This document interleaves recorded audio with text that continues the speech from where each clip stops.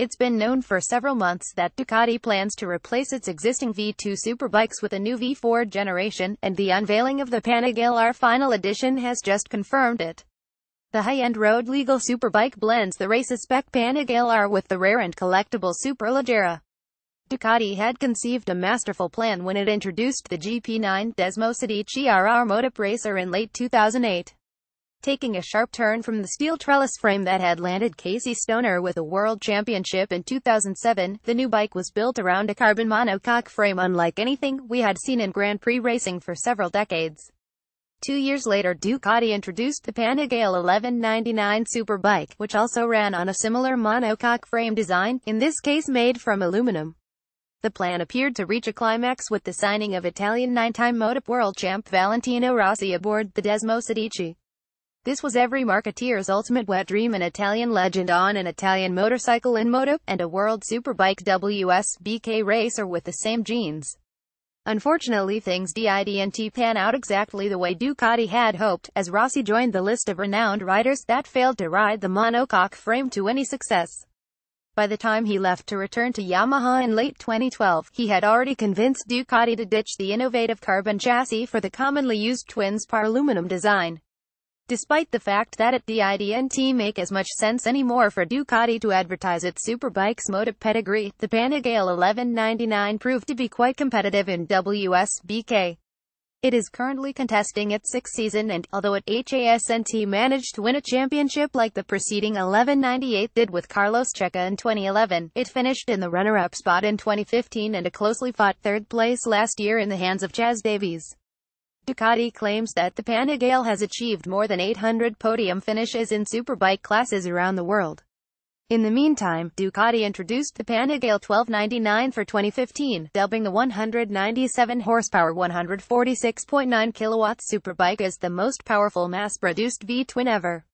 The WSB homologated Panigale R retained the smaller 1199 engine in accordance to championship rules, while the 1299 soon got its higher specs version.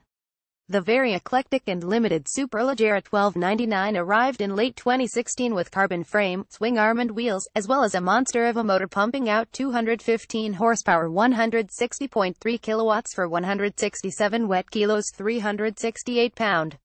Ducati CEO, Claudio Domenicali, poses between the company's WSBK riders, Marco Melandri left and Chaz Davies right, during the unveiling of the 1299 Panigale R Final Edition. Credit Ducati. Final Edition Panigale R at the U.S. round of WSBK in Laguna Seca this weekend, Ducati proceeded to unveil the final edition of the Panigale, officially drawing the curtain on the long-standing tradition of Ducati twins.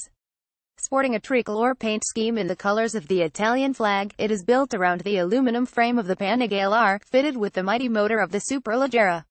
The Super Quadro is an over-square 90-degree V-twin, makes use of modified cylinder heads with wider titanium valves, new camshafts and accordingly redesigned ports to produce 209 horsepower 155.9 kilowatts at 11,000 revolutions per minute, with max torque announced at 142 Nm 104.7 lb-ft at 9,000 revolutions per minute.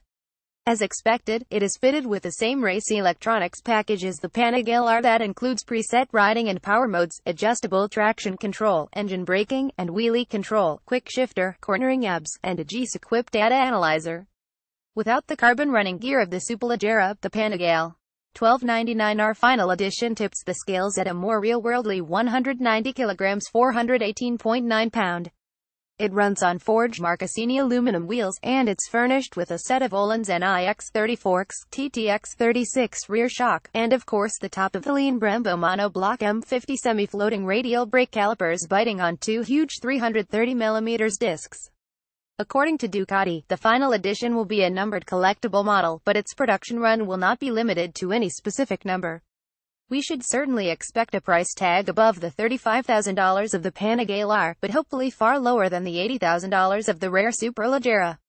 During the unveiling ceremony in Laguna Seca, Ducati CEO Claudio Domenicali also revealed that the new V4 Superbike will debut at the upcoming EICMA show in Milan, Italy, in November. The motor will be all news, unavoidably borrowing on Moto's Desmosedici RR tech, but different enough to satisfy wide service intervals and Euro 4 compliance, all the while outputting more than 200 horsepower. It will be produced in two versions, 1200 and 1000cc, with the latter obviously destined to chase the elusive WSBK crown against the Kawasaki ZX-10RR and Aprilia RS-V4, which have dominated the championship since 2012. In the meantime, take a look at the final chapter of the V-twins that have been pouring out of Ducati's production line in Borgo Panigale, at the outskirts of Bologna, Italy. For decades, view gallery 30 images.